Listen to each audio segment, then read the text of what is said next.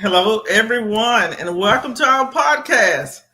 I'm Janice Thomas from Discovering You, and I'm so glad you can join us for this important conversation. Today, we have two trustee candidates with us, Bridget Wade from District 7 and Kendall Baker from District 6, both running for re-election. We'll be talking about why they chose to run for this in this moment and how they see the balance between state oversight and community voice in school governance. Before we dive in, I want to share the framework we at Discovering You call the State of Education Pillars for Change. We believe that all schools should ensure all students graduate with the essential knowledge and skills for life, college, career, and military. Our schools should have strong visionary leaders. Our schools should be staffed with effective educators. Our schools should welcome parents, families, and community members as partners in decision making for schools in their neighborhoods. Our schools should be equitably funded to meet the unique needs of their students' population. Our schools should maintain safe and supportive environments for all students. And last, all schools should have programs, activities, and services that provide opportunities for students' achievement and growth. These pillars guide how we think about governance, equity, and accountability. With that foundations, let's dive into our questions. So for each of you, you're currently serving in an elected trustee position. Could you provide a short summary about yourself and what motivated you to run for the board, especially considering HISD is currently under an appointed board and the commissioner has extended the intervention? Ms. Wade? Thank you, Janice, for having me. Delighted to be here. I am running again for reelection, even in spite of the takeover, because I feel like I have so much more to offer. Uh, I've learned a lot in the process of being a trustee about how to best govern. But I also see that with the state takeover and the changes that have been made and the ability, I feel like I have the ability to work with people. So, in order for us to get a good transition back to elected officials, we need people who are willing to work together with the state and with the board of managers to make sure that we don't interrupt what is good working well for students. So, I'm running again to get my seat back so that we can continue. The state can continue in the good work that's happening, uh, and we can work together to make the transition smooth. Thank you. Thank you for sharing. Mr. Baker? Yes. Janice, thank you for having me on this show podcast this evening. I'm running again to basically continue my service. When I was first elected in 2021, I brought to the school district 40 years of public service. I have a heart to serve. If you don't have a heart to serve, don't waste your time. But similarly to Bridget, we know that the state is there. When they leave, one of my goals is to stand ready to resume my duties as a trustee when they leave. And I believe that, and work with them while they're there. I believe that the community deserves a candidate who's ready to go, who understands the work, who understands the duties of a trustee. Okay, thank you. Thank you for sharing. So, as we always talking about effective leadership, it's crucial to highlight what effective governance really means. Mhm. With that in mind, how do you define effective governance on the school board? And how will you ensure your decisions are focused on student outcomes? Ms. Wade? Yeah, so Janice, thank you for asking that question. So, effective governance, as we know, there have been a lot of there's a lot of work that goes into understanding what that is. And in the process of working through it, we as trustees are supposed to question the data that's presented to us about student outcomes. Our goal is also to provide, listen to the community, hear what the desires of the community are outside of what the state requires for us to be evaluating. And we set goals and metrics over a 5-year period. And in that process, we're supposed to also question the administration and make sure that are they achieving the goals that have been outlined in the creation of these goals. So that's our job. I mean, our job is to make sure the superintendent and administration is doing what we're supposed to do, and we're supposed to make sure our policies are being effectively enacted, and that we just hear the community, and we seek the community's input. Thank you. Thank you for sharing. Mr. Kendall. Thank you so much. One of the things I like about being a trustee is that shortly after we were elected, we were provided with a manual, a trustee manual, and I read my manual. And one of the things that I can remember specifically, it says that the trustee, we do not handle the day-to-day business, operating business of the district. That is for the superintendent to do. Basically, the trustees, we were reminded that we have one employee, and that would be the superintendent. So when it comes to governance, when you sit at that dais, you have to go in with that mindset. And as my colleague mentioned, we do question the data. We question the reading. We question the writing. We question the math.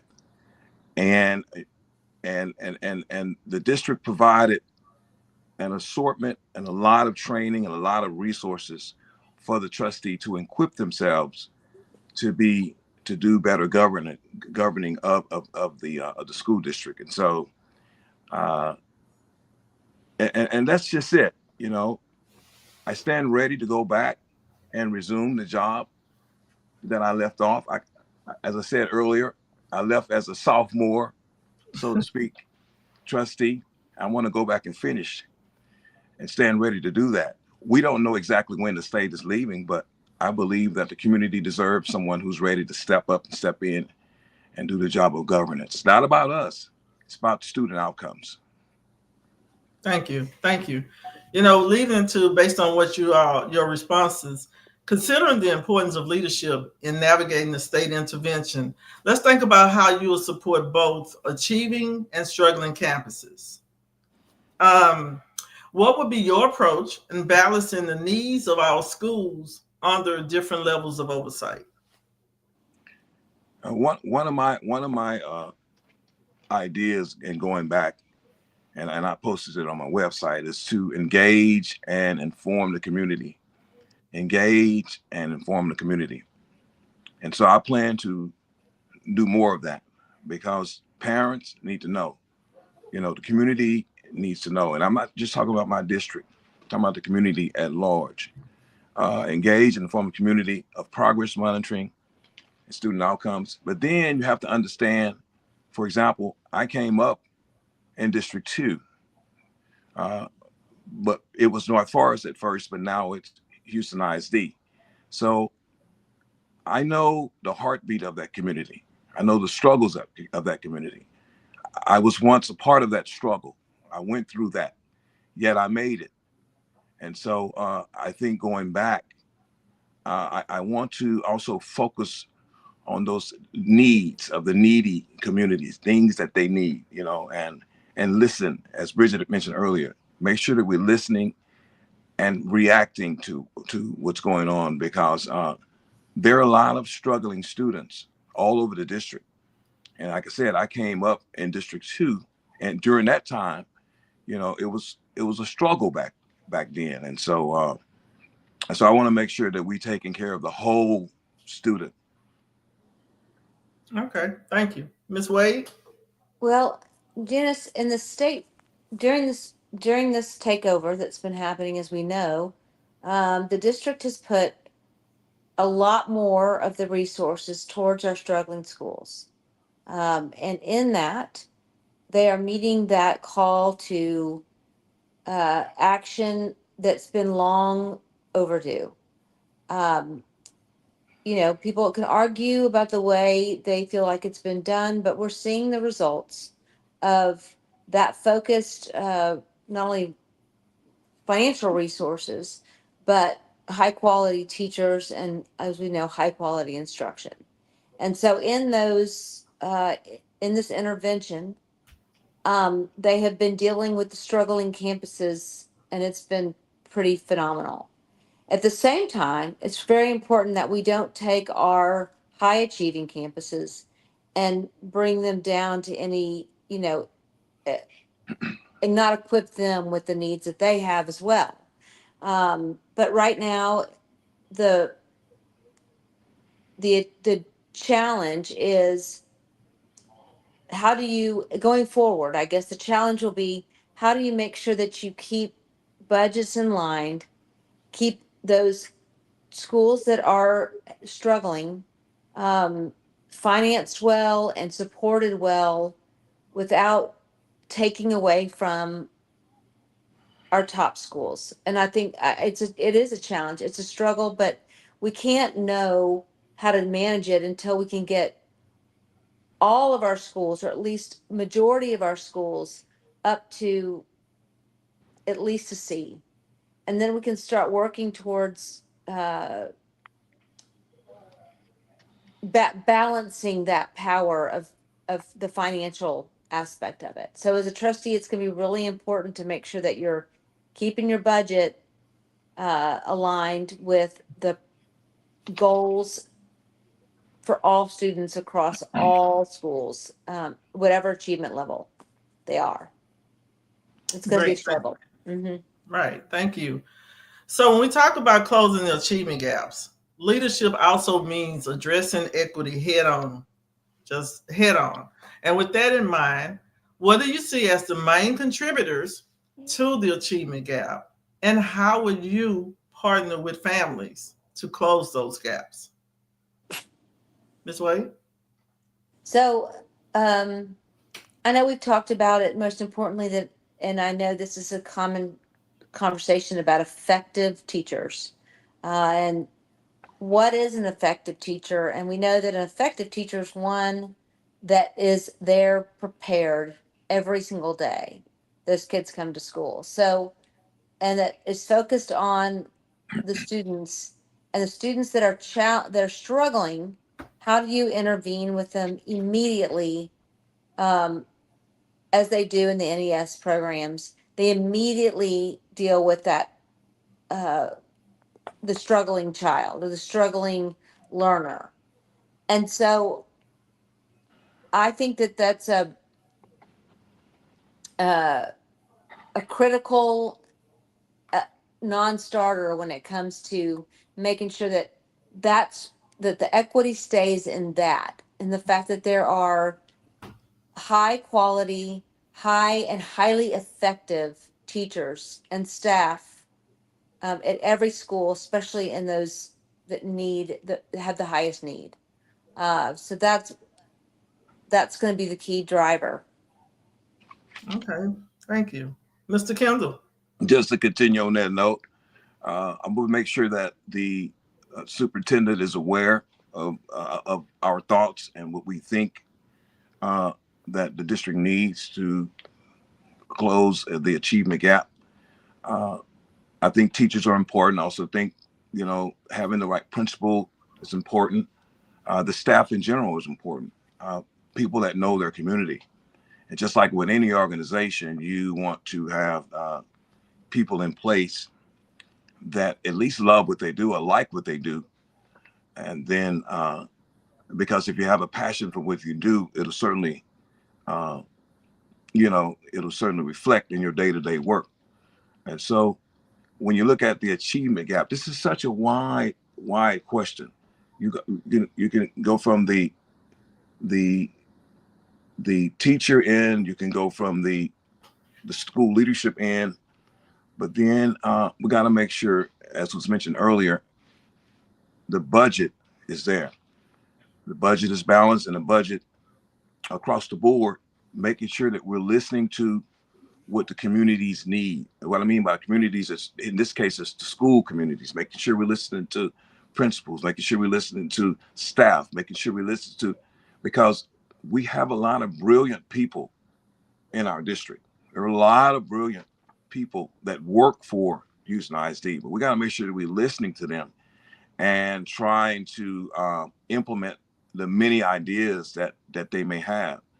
And we'll find that our answer to the problems is right there in our backyard. Can I say something? Sorry. Yes, sure. You asked about the metrics in the question too.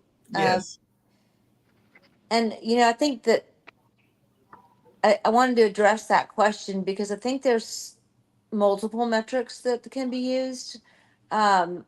Besides all the STAR testing, which is going to change in the future, which I like the idea of the change of the 3 tests. I think that's a better evaluation tool for us to use. So I think giving clear guidance about what CTE really is and what those, and if anyone doesn't know what CTE is, it's career tech education. We need to make sure that if kids are getting certified in career tech, that we know what that really means. What does that certification really get you? And I think right now I have question marks about those things. So I look forward to a little bit more clear picture this next round of data that we're getting about what that is, what the data shows for our students. And so I think there's multiple factors that we can look at as far as data sources to determine if our kids are achieving or not, besides just the just a report card. So to help try to, track how students, if we're closing those gaps, right, to see where that is, how we're tracking progress. Exactly. And see where those disparities are. So you're saying that there's other things that we could consider using as well to measure those things? I think we do the data analysis, through the board. But I think there's going to be a healthy community debate as we go forward. Once we get these schools up to par, which the state is doing, how will it hold, and how will we be able to use the health metrics of that neighborhood or that area or that community to see if we're really improving outcomes across the community, not just, obviously for our kids, but if the community is improving, healing, all of but there's more I think there's going to be more metrics that come up over time. Okay. To see if it's really making the impact. Our business is moving in. Are we really seeing the communities thrive? Right. Thank you. Kendall, would you like to add to that particular part of the question as well? No, not at this time. Okay. So you mentioned in your last comment, Kendall, about balancing, right? So we're talking about balancing district needs right here. So effective governance is about balancing many priorities. So how would you ensure that when you vote on district-wide policies, you consider both your own district and the broader needs of all students? Good question. You have to. There are 9 districts right now. And as a trustee, you have to think of at large. It's not about just your district. And so that's one of the things that I've learned in the 2 years. Was it 2 years, Bridget, that I year and a half. Year and a half. Yeah, year and a half I served. And I remember that. And let me just back up a little bit so you'll know what I'm currently doing. I'm working now. At first, I was retired when I ran the first time, but now I came out of retirement to go back to work. And so, but I said all that to say this: you have to devote time to this volunteer position to get it right for the kids and for the community. And it's not about one district, it's about the entire district. So before you make that vote, you have to make a thoughtful vote, not about Kendall. It's about Houston ISD's children. That's just one of the basics, Janice, going into this. Okay. Well, thank you, Ms. Wade. So, um, HISD is a humongous district, not only in size of schools but it's square miles. I mean, it's humongous. I think it's like 350 square miles. So, as we know how broad and far-reaching Houston is, it is important for us as trustees to make sure that we're going to see all the schools in the district and not just staying in our own communities. We need to go visit. We need to see what's going on because you have no idea around every corner where these schools are. And you go and you see them and you say, not only maybe are they having trouble with the facilities, but maybe their security is not very good. Maybe the streets going into their community or their neighborhood. I can't affect that, but I can consider that when I'm looking at how do I make sure that those that the funding and the things or the curriculums and the administration's processes in order to get schools up to par um, are reflective of all those community variations, let's just say. So it is important to have a broad brush of the entire district and not just stay siloed in your own. Right. That's extremely important. That is definitely a conversation that came out prior to the intervention. Was that most trustees had just stayed in their own district area, and so now we know that it's important that trustees work collaboratively um, in trying to improve the situation for all students because we do have HISD does have two systems that we're working with. So, what guiding principle will you use to decide whether to approve or reject a contract? And keeping that in mind, the first question in mind. So, what will be your guiding principles to decide whether to approve or reject the contract? Bridget?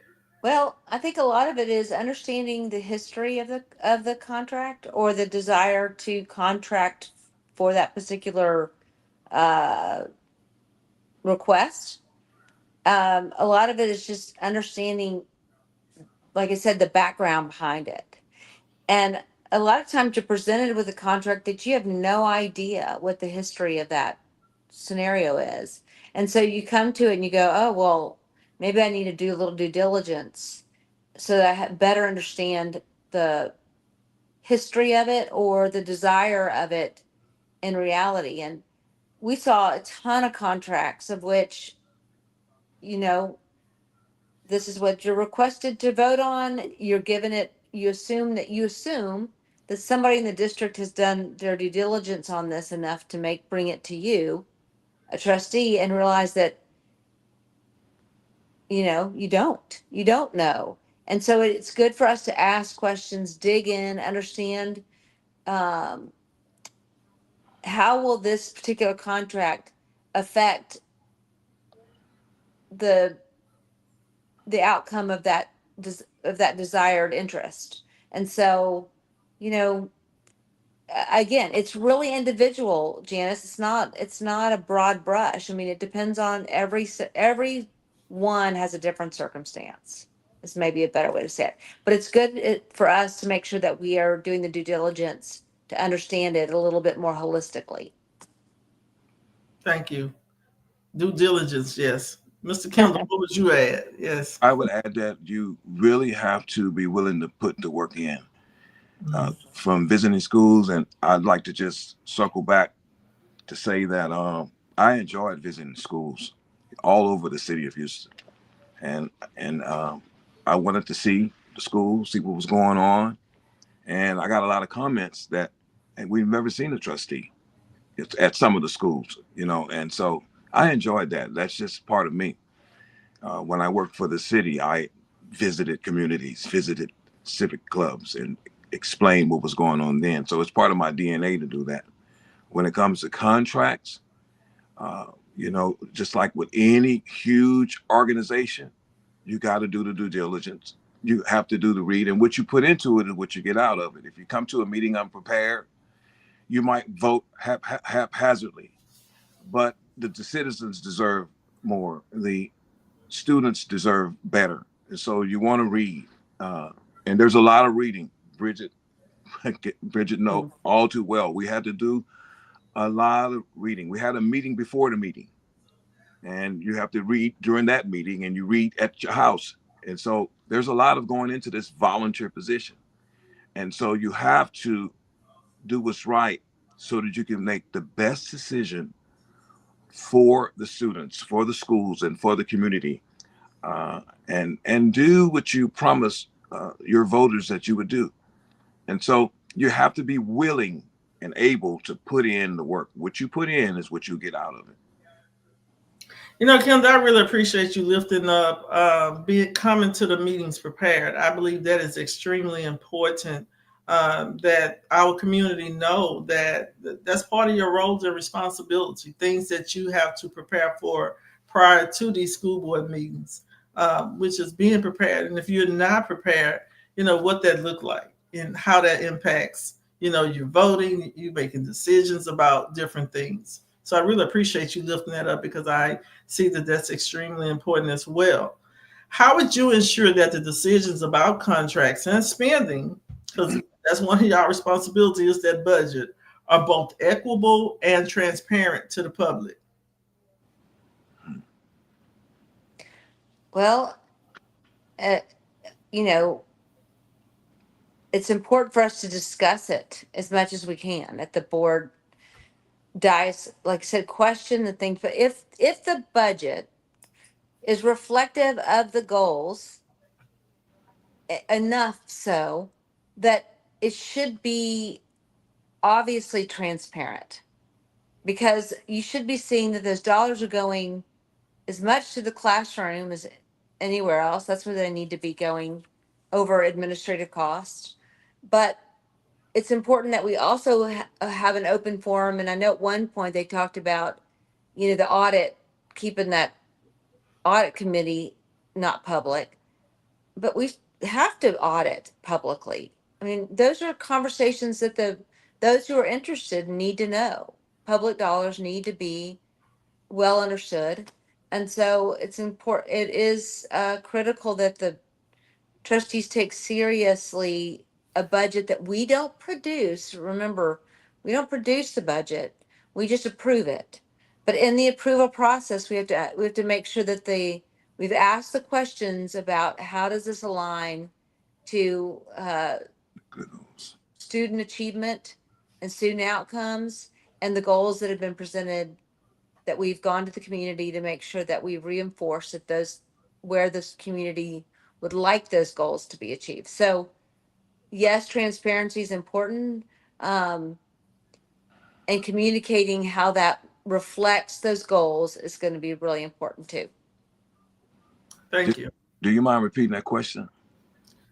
The question I just asked Ms. Bridget. So, that was just for her. Okay. No. It's for you also. How would you ensure that the decisions about contracts and spending are both equitable and transparent to the public? That's a big question. I don't know how we got on the subject of contracts, but it's important. But transparency it's key. That's what we promised. That's what I promised my voters, to be transparent. They want to know what's going on.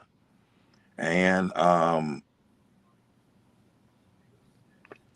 lot of it's brought out with our questioning. So when you go down and sit down at the dais, you have to make sure that you draw it out of the staff. Once the staff presents it, you draw it out of them, whatever you think they missed or whatever you want them to emphasize. You do that by way of questioning.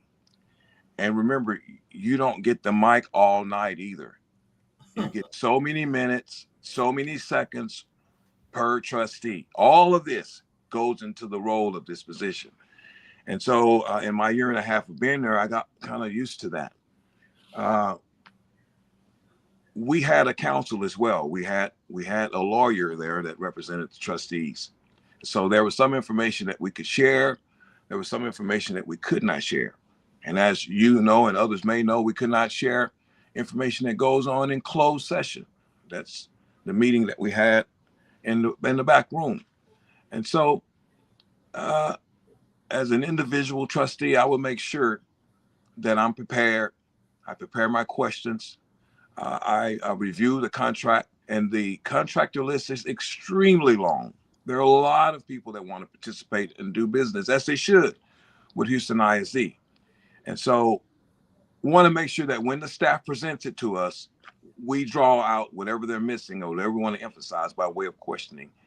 And that is for understanding and also for transparency. And the public needs to know that these meetings are live and these meetings are kept archived online on the Houston ISD, what used to be Houston ISD website. And so for those that are interested, that want to go back and review what happened, as we say, what had happened, you can go back and look at the videos and to get a recap. Thank you. Thank you for sharing. And yes, HISD continues to have audio, video recording during board meetings, and they do archive those videos. So like you said, if you want to know what had happened, you can always go back and reflect. And they go back several years. Both of you mentioned transparency. And in the spirit of transparent leadership, how would you keep community informed about staffing and resource decisions and involve them in the process? Okay. I'll answer this question, and remembering that as a trustee, I'm really not responsible for staffing. So I can't say, Janice, that that's really my role. Now, I could question the staffing data if I felt like there was an issue at a particular school or a particular area. I might question what's going on. Are we staffing enough? Do we have the right kind of staff? I mean, those are the kind of questions I need to be asking as a trustee, not getting in the day-to-day of staffing schools. So there's maybe another part to that question, but that's where I'm going with the staffing question. You're exactly right. You know, trustees, you don't get involved with the day-to-day operations. No, you don't. But I do like the question that you said that you would consider asking as it relates to staffing. So yeah, I really appreciate that. So yeah. And then so it was like, and like the resource decisions, like decisions that they have made, and you know how the community can be more involved in the process. And I'm pretty much thinking like that might be like community engagement, like the community engagement with the board and the trustees, where you know, with the board and the community, where you're actually coming out to the community and sharing with us what's happening in, you know, in the district as well as campuses that's in our community, you know, in the individual's community. So I think that would be a great opportunity to, you know, kind of like share what's going on at different campuses. Mr. Wade, Mr. Baker? Yes, I personally, I have room for improvement in that area. And that was one of my visions, you know, for the next time around, to engage and to inform the community. And so I would want to, previously, I remember bringing the superintendent to the Ministers Against Crime meetings and other meetings where there were citizens gathered together that wanted to know what was going on. I would want to find a meeting spot, come up with or announce a meeting date, at least once a quarter. It doesn't have to be, to see and to have ears on the ground, to hear them out. And then from that, if it comes to be, develop some questions and bring it back to the board meeting to see if we could get an answer to what they want. But I think there's room for improvement in an area in my district and also to the district at large in terms of community engagement. We heard a lot of engagement and things happening, and a lot of things happening because the state is there. But we're talking about on a positive tip, keeping it positive going forward, hearing the community out.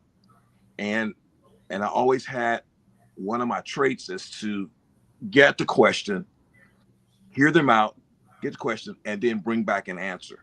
And so that's an area that we can improve in. But I think there's a huge opportunity there for community engagements the next time around. Oh, thank you. And then I believe like this question about the transparency and staff, and it's like, how would you evaluate the district's approach? How the district actually approach in deciding like which teaching position to actually cut or to reassign? How would you evaluate that when they do make those decisions? Again, I think it's if we see outcomes improving, and the district is making decisions based on the administrative decisions, not board decisions, and they're making those decisions based on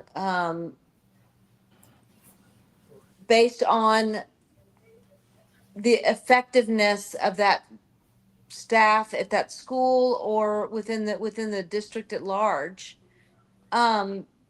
We need to count on them to do that.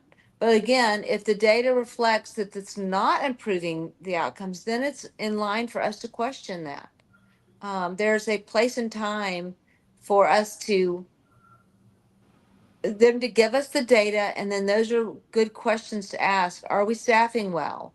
What is the ratio of staff to children?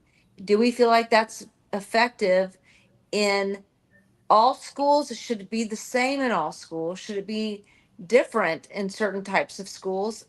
Those are all the questions that need to be asked when it comes to when we collect the data on those on the outcome on the student's performance, or if there's growth, or if they're not growing, asking the questions why. So again, that goes back to questioning the data and questioning the administration at the appropriate time. Thank you. Kendall? Yeah, I think,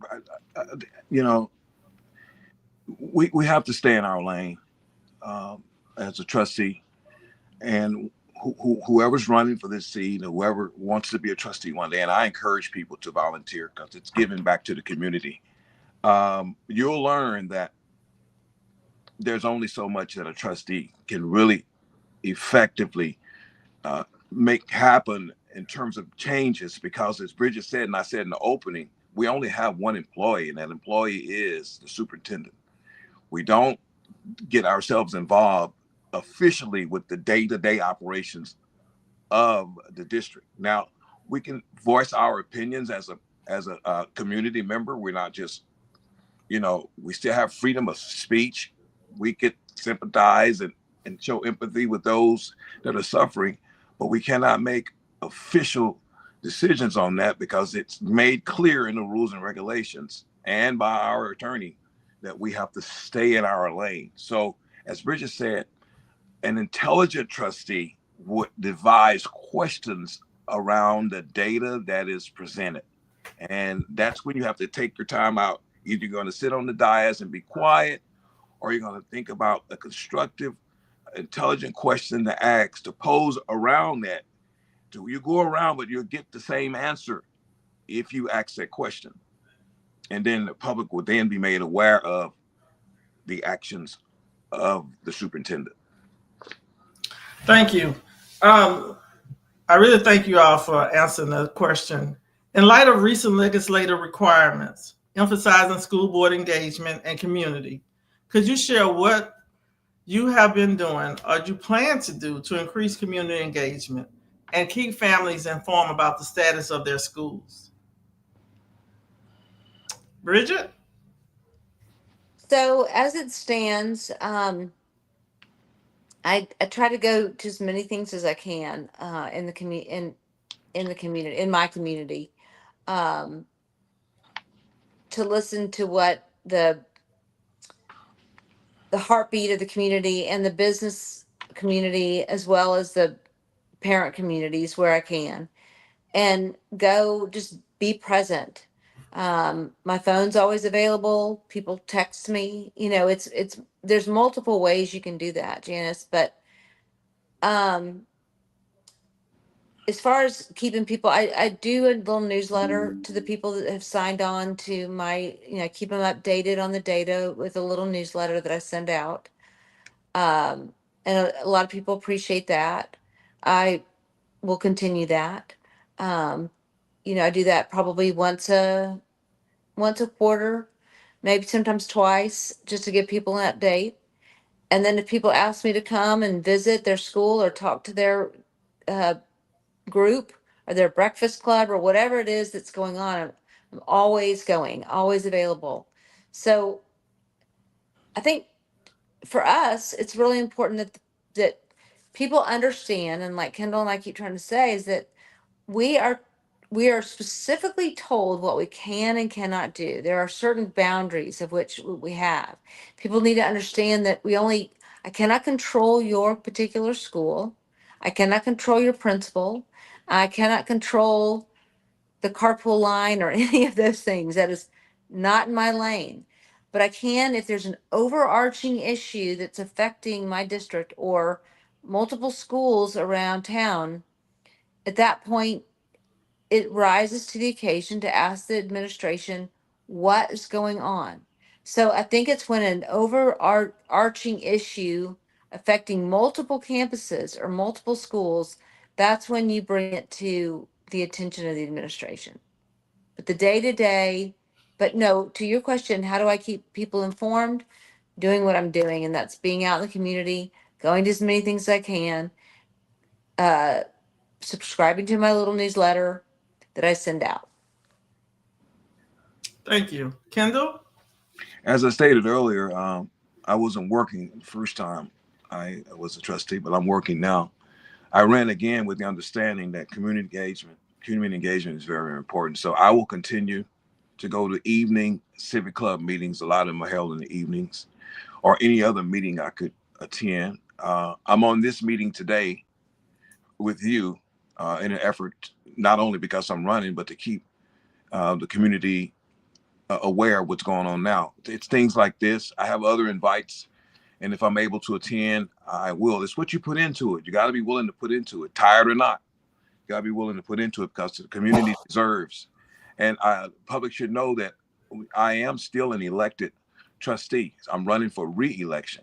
And so even tonight, again, I say is an effort to keep the community aware of what is going on.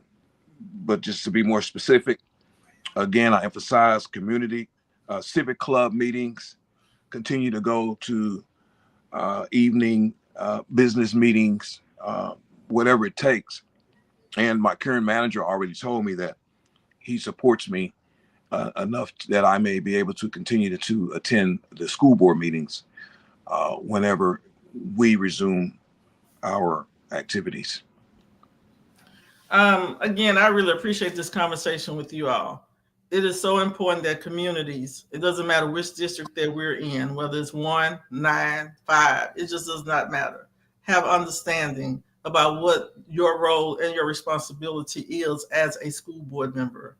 I believe that is also important that we know that we have goals that are in place, that the district have goals and that they're achieving. And it is so important about the conversations that you all have with the superintendent. And that should be lifted up as well for our communities to better understand why this conversation that you all have with the superintendent is so important. It is in that moment that we are seeing the improvement of our students, whether the systems or the programs they have in place is working. And we have to be mindful that we are dealing with two systems. There's the achieving schools and those that are struggling. And how we invest resources in those schools are extremely important. And how we focus, we must stay focused on student outcomes. Is it working or is it not working? There's a lot of opinions that I know is flying around. There's a lot of misinformation that's flying around in our communities about what's happening in the school district. It should never be about a superintendent. I don't care if it's Miles or Superman. It's not about him. It's about, are our students improving or not? Is what they're doing is working or is it not working? Do we have effective educators at those schools? And if not, what additional support do those educators need to help our children in their learning? That's extremely, extremely important. I am a community person. I have gone through HISD. I was the president of Phyllis Wheatley Alumni Association when Wheatley triggered House Bill 1842. We have requirements that we must meet as a community, as board members, to make sure that this does not happen again. We want to make sure all our students, all our schools are getting what they need. We want to make sure the teachers are also getting what they need. I believe that there's a lot of smoke that's going on that's really clouding up where people can't see what should I do? What can I do? And I am so excited in this moment because for the first time, we don't have an DF campus. Yay. We are celebrating out here. Yep. We're celebrating for our students. And because right. Why? Because I believe in the students. I believe that these students can achieve. I believe in our teachers. If our teachers are given proper support, and I believe in the campus leadership. There has to be an alignment with what's happening at the board level in order for it to make impact at the campus level. We have many, many grassroots organizations that I have had conversation with just last week in the city council that talked about all the grassroots organization and the great work that they're doing. And I believe in these organizations, they are providing the additional supports for our students that help them in schools. And so I believe that it takes away from the work that I say I'm doing as an organizational leader and bringing to the students, as well as many other great organizations out here that's helping our students. And that way that our work can align with whatever the need is for that campus, for the schools, for the family. This is a collaborative effort, y'all. And as we close, I want to thank each of y'all for joining me and listening and being a part of this conversation. It was great.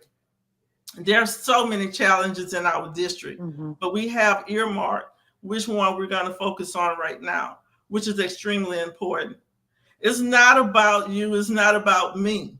It's about students, improving student outcomes, because they are the future. That's right. That's right. So, yeah, I'm sorry. I just want to chime in on something you said and triggered a thought that when I was there a couple of years ago, we had many ways of communicating our message to get it across. And under Mr. House's leadership, we would communicate by way of text, by way of email, by way of in person. And the goal was, as long as the answer satisfied the concern, I didn't have to take the credit or running around and shoot the fireworks off to get credit for it. No, I wanted student outcomes to be effective. And that answer that superintendent gave at that point in time, if it addressed the concern, I'm fine with that. It's on public record that the concern was addressed. And Janice, I want to just thank you. down to closing remarks, or you going to give a chance for that? We can have closing remarks. We down to it. I really enjoyed the conversation with you guys. You all been great. I mean, to be elected officials and you still want to stay in this work, considering that the the appointed board is still here. That speaks. And I believe that's really important. And so sure. I had to pray about that. It wasn't something that I haphazardly did, because it is work and it is volunteer work. But in the spirit of 40 years of being a public servant, I believe that it is ingrained in me to do this task. And the Lord led me to continue in my endeavor. We don't know when the state is leaving. There have been some years hinted, but I need the public to know that all 9 trustees are not coming back at once. We're supposed to be transitioned back 3 at a time over every 2 years, or something to that effect. So there's a lot of things that's going on behind the scenes that the public needs to know. But I stand ready that whenever the state has completed and has satisfied their exit goals, I stand ready to come back and resume where I left off. And also I stand ready now to continue to advise and give advice where needed to the appointed board of managers when they call upon us every so now and then, and also to do more in community engagement to keep the public informed. I speak at churches. As I stated earlier, I'm a member of the Youth Ministers Against Crime. We meet there. And so I stand ready to continue that work. And it is work. And you got to have a heart to do it. Got to have a heart for the city. It's not about an individual. Again, you said it perfectly. It's about students. It's about student outcomes. And that's what I enjoy doing. Thank you. Thank you. I really appreciate that. Miss Bridget? Janice, thank you for having us. Thank you for all the work that you do with Discovering You. Janice, you're just amazing. Yes. You're just a light in sometimes in a dark place. And I just really appreciate you so much. And I've loved watching all the people that have commented along this show. I see them pop up, and I really appreciate your questions and that you are engaged in this work. So thank you again. Thank you for having me, and thank you for giving us the time to chat. Thank you. Thank you, Jen. Thank you. I mean, I'm in the work, been in it since 2018. Yes, you have. If I'm not in the boardroom, I am in my room, in my office, watching it. Yes, you I have. currently sit on committees. I'm on the district advisory committee for a second term. Wow. This is important to me. It's extremely important to me because I have a heart for our children. Mm-hmm. And I believe that if they are afforded the opportunities with the proper resources and receive the proper services, that they can achieve a whole lot more. I support our teachers in I would say system number 2. I support our teachers because I watch many of our teachers try to make things happen for our babies with little support. But now all that has changed, right? And moving forward, we know that one of the requirements is demonstrating effective leadership. And the appointed board is doing that. Mm-hmm. They are focused. They have clear goals. Mm-hmm. They are hopefully watching the budget, and resources are being allocated. Now, does anyone have a perfect way of solving the problem? No. But there are so many of us that put forth efforts to at least do something to help our children. Again, I have to lift up the fact that we have many grassroots organizations such as mine that's involved, that's helping our families, that's helping our children, that's going to these schools. And so, and not only go into the school, they go into the community where the children live. And they are helping children. Mm-hmm. I don't need data to know if my babies are achieving and being successful. I can look at them in the community and see that they are being successful. Mm-hmm. So, and yes, there's a lot that people in our community do not know and do not understand because education is not their priority because they are living, they are working, they're taking care of their families, right? Mm-hmm. But those of us that's in that space of education, I think we have a duty and a responsibility to make sure that we make all the information clear for our people so that they understand, and make sure we have great schools for our students and we're preparing them for the future work. And again, like I said, we're celebrating. And so I would like to invite you all, and even those of you who are here, come on out. Join us for our Peace Pop-Up and Education Summit, which is October the 25th, guys. We're going to be out here at my office, Discovering You's office, from 10 to 2. Come out and meet the community. Let's celebrate our babies. Let's celebrate the achievement that has happened thus far, the growth that has happened. No one can tell me that we have not had growth. It might not be what we wanted, but we've definitely had some growth for these babies, which is good. Our teachers, we still have some that say that they are doing a whole lot better. They receiving the support that they need. We are making steps. I don't know how small, how big they are, but we are making progress, guys. And so again, I thank you guys for being here. And to the audience, if you all want to connect with me at any time, visit my website at www.discoveringyou, and that's letter U, not the word U, .info. And call me. Give me a call. My number is 713-633-0942. And so to me, there's a difference. Board does governance. The superintendent is management. It is so important that our community understand that there is a difference between governance and management. And so I'm going to continue these conversations. It's so important. Everybody have different views and perspective. But look, I'm optimistic. And I'm excited for our babies. I am too. That they are going to definitely get some good work. Yes. So thank you, guys. God bless you, Janice. Thank you so much. Thank you. Good night. Thank you. Bye-bye. Bye. Bye.